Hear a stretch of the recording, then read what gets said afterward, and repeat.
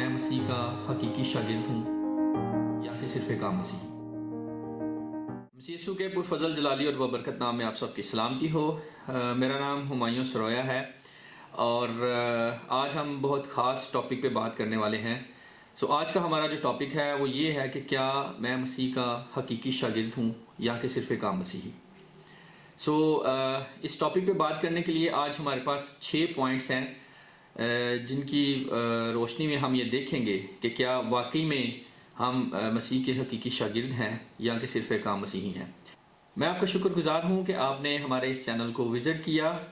इस चैनल पर मसीही नुक्ता नज़र से बातचीत होगी और हम मसीही नुक्ता नज़र से अपने ईमान को जो है वो देखेंगे। जिन लोगों ने अभी तक हमारे चैनल को सब्सक्राइब नहीं किया, मैं रिक्वेस्ट करता हूं कि वो इस चैनल को सब्सक्राइब कर लें ताकि इसी तरह से आप जो बाइबल बेस्ड वीडियोस हैं उनसे मुस्तफ़ीद होते रहें और आपका और हमारा ईमान जो है वो मसीह यीशु में तरक्की पाता चला जाए। आज की वीडियो हमारी थोड़ी सी मुख्तलिफ होगी। आज मैं आपको अपने आप से एक संजीदा सवाल करने की दावत देना चाहता हूँ कि आप अपने आप से एक सवाल करें कि क्या वाकई में आप एक मसीह के हकीकी शागिर्द हैं या कि सिर्फ एक आम मसीही हैं। ये नए अहदनामे का शायद एक मुश्किल तरीन हिस्सा भी हो और सबसे मकबूल तरीन हिस्सा भी। जो आयत आज हम बाइबल मुक़द्दस में से देखेंगे, इस आयत से एक मुफस्सल आयत जो है वो हम लेना चाह रहे हैं। ये मैसेज जो आज मैं आपकी हौसला अफजाई के लिए शेयर कर रहा हूँ आपके साथ, ये मैसेज शायद आपने आज से पहले गिरजाघरों में नहीं सुना होगा। इस आयत में खुदावंद हमारा खुदा जो हमारा निजात दहिंदा है, जो हमारे से प्यार करता है, जो हमारे साथ मुखलिस है, हमारा निजात दहिंदा यीशु मसीह जो इस आयत में एक अमली नमूना पेश करते हैं और उसको बड़े ही वाज़ेह तरीके के साथ बयान करते हैं। इस आयत में हम देखेंगे कि उसको किस तरह की तवक्कुआत हैं उनसे जो उसका हकीकी शागिर्द होने का दावा करते हैं। अगर हम बाइबल मुक़द्दस में से देखें लूका 14 बाब और उसकी 25वीं आयत को, तो उसमें लिखा है कि बहुत सारे लोग उसके साथ जा रहे थे और उसने फिर कर उनसे कहा। आप एक लम्हा के लिए तसव्वुर करें कि यीशु मसीह की मकबूलियत जो है वो लोगों में फैलना शुरू हो गई। लोग समझते थे कि वो एक बहुत अच्छा उस्ताद है। बहुत सारे मौज़ात हैं जो उसके वसीला से लोगों को देखने को मिल रहे थे। जैसा कि आप देखते हैं कि वहाँ एक हैरत अंगेज़ मौजज़ा हुआ कि उसने 5000 लोगों को 2 मछलियों और 5 रोटियों से खाना खिलाया। इस तरह के बहुत से दूसरे मौजज़ात थे जो लोगों को देखने को मिल रहे थे। हालांकि यहाँ पे ऐसा हो सकता था कि लोग जो है वो वापस जाते और अपने जो दूसरे अजीज़ों अकारब हैं उनमें जाके वो इस चीज़ का बयान करते, इस चीज़ को बयान करते कि किस तरह से उनको जो है मुख्तलिफ़ किस्म के मौजज़ात देखने को मिल रहे हैं। वहाँ पर यीशु मसीह के साथ बहुत सारे लोग थे, लेकिन वो सब के सब यीशु मसीह के साथ मुखलिस नहीं थे। हो सकता है कि वो यीशु मसीह के बारे में मुतजस्सिस थे, या हो सकता है कि वो इसलिए यीशु मसीह के साथ थे कि उनको बहुत सारे मौजज़ात देखने को मिल रहे थे। यीशु मसीह बल्कि हर प्रीचर ये चाहता है कि उसके जो फॉलोअर्स हैं वो उसके अल्फाजों के मुतलाशी हों। और क्या आप सोच सकते हैं कि यीशु मसीह ने जो उनको मैसेज दिया वो बहुत आसान और सादा था। उसमें ऐसी कोई उम्मीद नहीं थी कि जिससे हम ये तसव्वुर कर सके कि हम किस तरह से अपनी ज़िंदगी को आसान और सादा बना सकते हैं। उसने उनको ऐसी कोई उम्मीद नहीं दी। हो सकता है अगर वो ऐसा करता तो कुछ लोग वापस जाकर अपने दोस्तों और रिश्तेदारों को लेकर आते और 2-4 दिन में या एक हफ्ते में यीशु मसीह के साथ एक बहुत बड़ा हजूम होता। लेकिन यहाँ पे हमें ये चीज़ देख के हैरानी होगी कि उसने ऐसा कुछ भी नहीं किया। उसने उनको कोई भी जो है तसल्ली नहीं दी, ऐसी किसी भी चीज़ की दावत नहीं दी कि आओ मैं तुम्हें आसान और सादा ज़िंदगी गुजारने के बारे में बताता हूँ कि किस तरह से तुम अपनी ज़िंदगी को आसान और सादा बना सकते हो। यहाँ हमें इस चीज़ की हैरानी होगी कि यीशु मसीह ने ऐसा कुछ भी नहीं किया, बल्कि उसने ये कहा कि अगर तुम मेरे साथ आना चाहते हो, मेरा अच्छा शागिर्द बनना चाहते हो, तुम्हें ऐसा करना होगा जैसा मैं चाहता हूँ। जैसा कि मैंने आपको बताया कि आज हम इस मैसेज को जो हमारे 6 पॉइंट्स हैं उनकी रोशनी में देखेंगे। तो आए हम अपनी पॉइंट्स की तरफ बढ़ते हैं। ہمارا جو سب سے پہلا پوائنٹ ہے وہ یہ ہے کہ ایک اچھا شاگرد ہونے کے لیے آپ کا ایمان جو ہے وہ آپ کے خاندان سے بلند ہونا چاہیے۔ اگر ہم اس کو بائبل کی روشنی میں دیکھتے ہیں تو جب ہم لوکا 14 باب اس کی 26ویں آیت کو دیکھتے ہیں تو اس میں یوں لکھا ہے، اگر کوئی میرے پاس آئے اور اپنے باپ اور ماں اور بیوی اور بچوں اور بھائیوں اور بہنوں بلکہ اپنی جان سے بھی دشمنی نہ کرے تو میرا شاگرد نہیں ہو سکتا۔ یہاں پہ ہم تھوڑی دیر رکتے ہیں اور اس کو دیکھتے ہیں۔ یہاں پر یسوع مسیح نے کہا کہ جو کوئی میرے پاس آنا چاہتا ہے، یہاں پر کسی پاسٹر، کسی مشنری، کسی مبشر یا کسی ایلڈر کا ذکر نہیں ہو رہا، بلکہ لکھا ہے کہ جو کوئی بھی میرے پاس آنا چاہتا ہے۔ مطلب یہاں پہ ایک عام آدمی کا ذکر ہو رہا ہے کہ اگر کوئی عام آدمی بھی اچھے طریقے کے ساتھ سچا اور اچھا شاگرد بننا چاہتا ہے تو وہ بھی میرے پاس آ سکتا ہے۔ یہاں پہ اگر ہم دیکھتے ہیں کہ ایک انسان سوچتا ہے کہ جیسا کہ ہمارا پوائنٹ ہے کہ ایک اچھا اور سچا شاگرد بننے کے لیے ہمارا جو ایمان ہے وہ ہمارے خاندان سے بلند ہونا چاہیے۔ اگر ہم اس بات کو دیکھتے ہیں تو یہاں پہ ایک انسان جو ہے وہ یہ سوچتا ہے کہ کیا یسوع مسیح یہ کہہ رہے ہیں یہاں پہ کہ ہمیں اپنی فیملی سے نفرت کرنا ہوگی ایک اچھا شاگرد بننے کے لیے، یا ہمیں اپنی فیملی کو، اپنے خاندان کو، اپنے دوستوں کو چھوڑنا ہوگا یسوع مسیح کا اچھا شاگرد بننے کے لیے؟ بلکہ یسوع مسیح کا اچھا شاگرد ہونے کے لیے یہاں اس بات سے یہ مطلب ہے کہ آپ کا اور یسوع مسیح کا جو ریلیشن ہے، جو رشتہ ہے، وہ تمام تر دنیاوی رشتوں سے بلند ہونا چاہیے، جو مکمل طور پر اس دنیا سے، اس دنیاوی زندگی سے ہٹ کر ہوگا۔ ہو سکتا ہے جتنے لوگ اس ویڈیو کو دیکھ رہے ہیں ان میں سے بھی کچھ لوگ ایسا ہی سوچتے ہوں۔ اسی طرح سے جب ہم آگے بڑھتے ہیں اور اپنے دوسرے پوائنٹ کو دیکھتے ہیں تو اس میں جو ایک اچھے اور سچے شاگرد کی نشانی ہے وہ یہ ہے کہ ایک اچھا اور سچا شاگرد ہے جو وہ نمونہ ہو اپنی خود پسندیدگی کی قربانی کا۔ یسوع مسیح نے کہا کہ اگر کوئی میرا اچھا اور سچا شاگرد بننا چاہتا ہے تو اسے اپنی ان خود پسندی کی چیزوں کو، جن کو وہ اپنی زندگی میں چاہتا ہے، ان چیزوں کی قربانی دینی ہوگی۔ آپ نے دیکھا ہوگا کہ بہت سارے لوگ جو ہمارے ارد گرد رہتے ہیں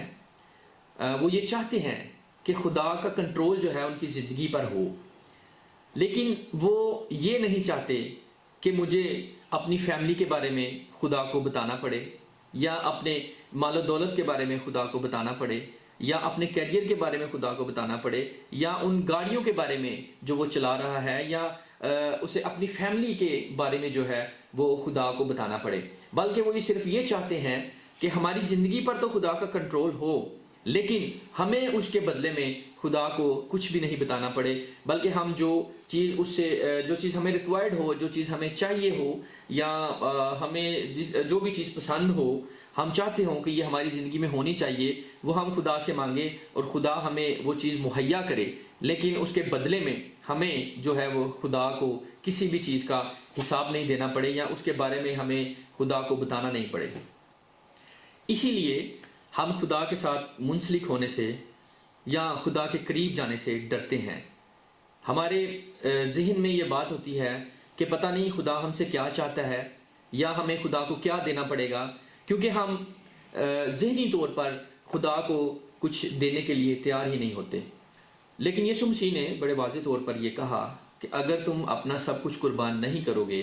تو تم کبھی بھی ایک سچے شاگرد نہیں بن سکتے۔ اسی طرح سے جب ہم اپنے تیسرے پوائنٹ کی طرف بڑھتے ہیں تو تیسرا پوائنٹ یہ ہے کہ ایک سچا اور اچھا شاگرد بننے کے لیے ہمیشہ خوشی کی توقع کرنے کی بجائے آپ آزمائش کو قبول کرنے کے لیے تیار ہوں۔ اسی 14ویں باب میں جب ہم 27ویں آیت کو پڑھتے ہیں تو اس میں لکھا ہے کہ کوئی بھی شخص تب تک میرا اچھا شاگرد نہیں بن سکتا جب تک وہ اپنی صلیب کو نہ اٹھائے۔ جب ہم بائبل مقدس میں اس کو دیکھتے ہیں تو بائبل مقدس میں لکھا ہے، یسوع مسیح نے کہا کہ جو کوئی اپنی صلیب نہ اٹھائے وہ میرا شاگرد نہیں بن سکتا۔ اگر آپ پہلی صدی کی رومن حکومت کے بارے میں جانتے ہیں تو آپ کو صلیب اٹھانے کا مطلب پتہ ہوگا، کیونکہ یسوع مسیح نے آسان زندگی کا وعدہ نہیں کیا۔ اس نے کہا کہ اگر تم میرے سچے اور اچھے شاگرد بننا چاہتے ہو تو تمہیں اپنی صلیب جو ہے وہ اٹھانی ہوگی۔ اسی طرح سے جب ہم اپنے چوتھے پوائنٹ کی طرف بڑھتے ہیں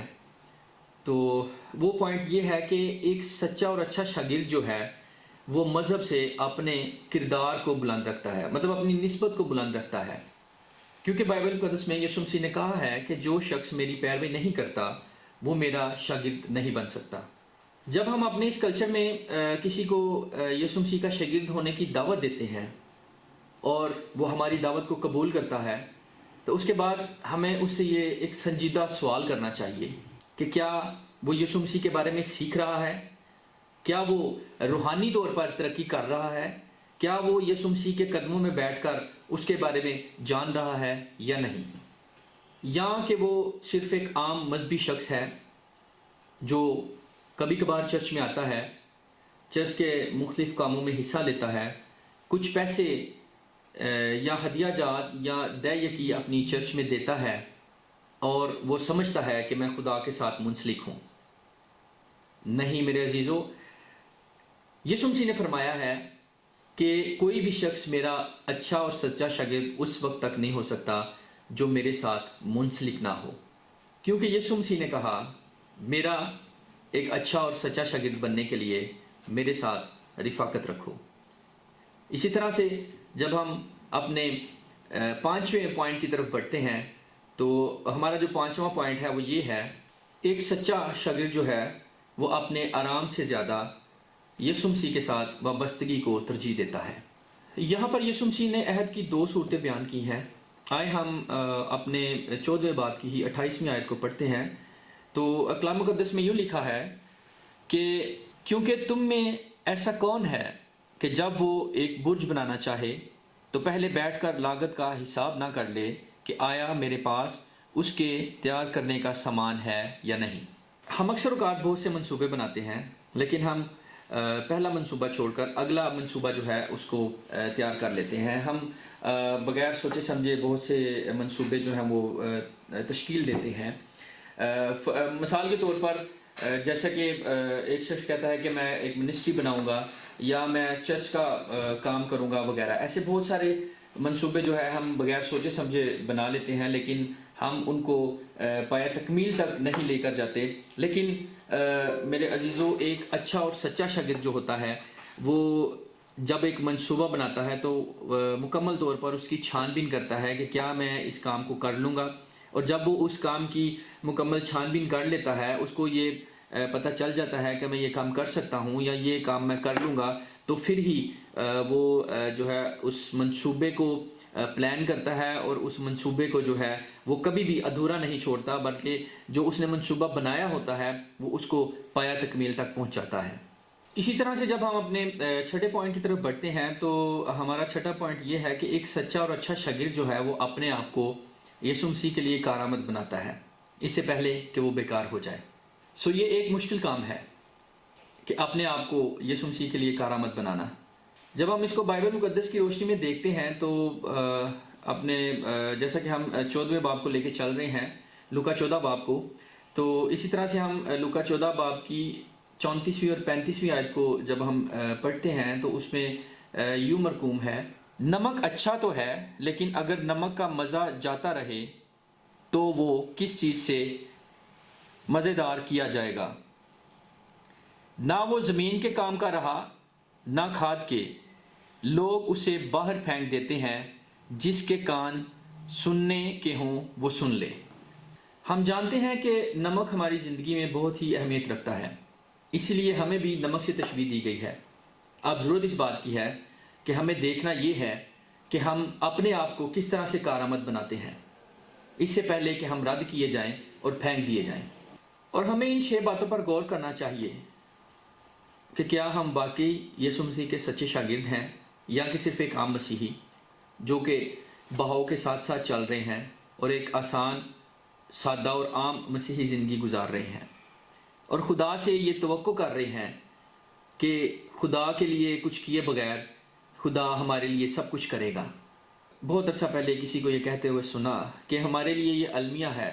کہ ہم میں سے بہت سے لوگ بہت کم دیتے ہیں اس کو جس نے اتنا کچھ دیا. لیکن ضرورت اس بات کی ہے کہ ہمیں یہ سمجھنا ہوگا